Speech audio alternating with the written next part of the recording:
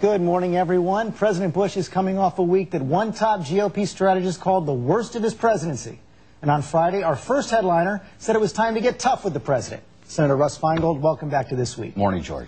Tomorrow in the Senate, you're going to introduce a resolution to censure George W. Bush. Let me show that to our viewers and then get you to talk about it. It says, resolved that the United States Senate does hereby censure George W. Bush, President of the United States, and does condemn his unlawful authorization of wiretaps of Americans. That is a big step. Why are you taking it now? It's an unusual step. It's a big step. But what the president did by consciously and intentionally violating the Constitution and the laws of this country with this illegal wiretapping has to be answered. There can be debate about whether the law should be changed. There can be debate about how best to fight terrorism. We all believe that there should be wiretapping in appropriate cases.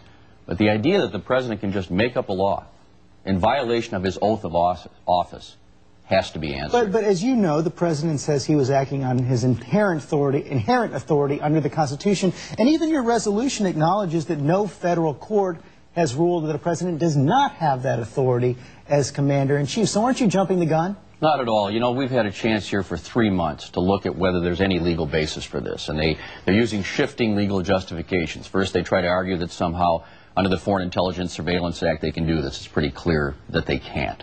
Then there's the argument that somehow the military authorization for Afghanistan allowed this. This has basically been laughed out of the room in the Congress. So the last resort is to somehow say that the president has inherent authority to ignore the law of the United States of America. Well, and that has a consequence that the president could even order the assassination of American citizens if that's the law. So there is no sort of independent inherent authority that allows the president to override the laws passed by the Congress of the United States. So if you're so convinced that the president has broken the law, why not file an article of impeachment?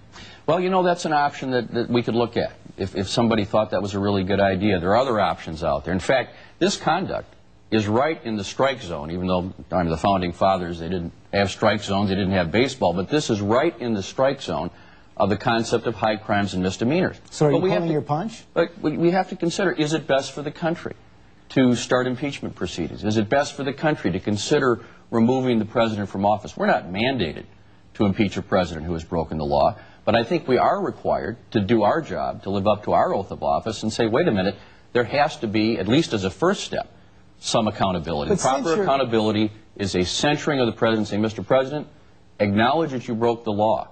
Return to the law. Return to our system of government. That's what I think we should do.